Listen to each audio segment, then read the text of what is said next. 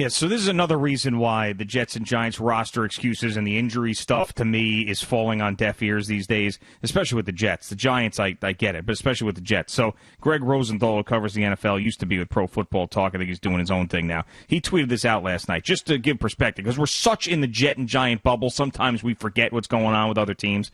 So last night, the Chargers were missing Pro Bowl wide receiver, Pro Bowl guard, Pro Bowl defensive end, Pro Bowl cornerback, and all-pro safety, starting running back, starting right tackle, starting defensive tackle, and starting linebacker.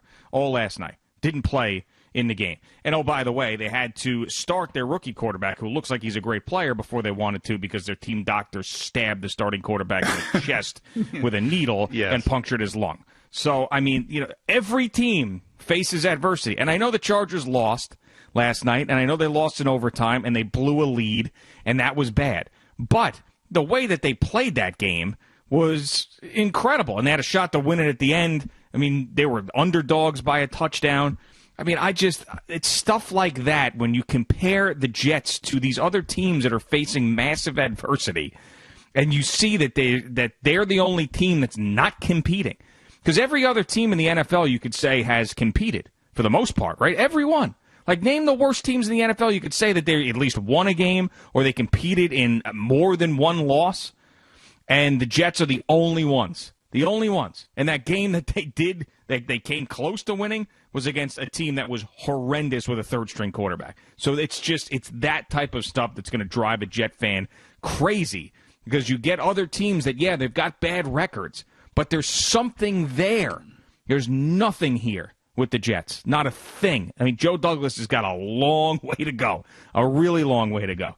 I mean, when I asked you the other day, like, what's the thing that's like the positive with the Jets right now?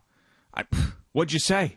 I mean, you said like a practice squad wide receiver got elevated that caught a couple of balls in the game because that's all you had. So, I mean, think about all the work that has to be done. And by the way, I did look at Le'Veon Bell's contract. He is not going to be here after this year. There's a $4 million buyout. There's no way. He may not make it through the season, given what's going on right now about his passive aggressiveness and his social media, likes and dislikes, right? And won't talk to the media because he's a baby, right? And won't talk to the head coach. The head coach can't stand him. You're spending way too much airtime on one guy that you can't count on at all. You can't count on him at all.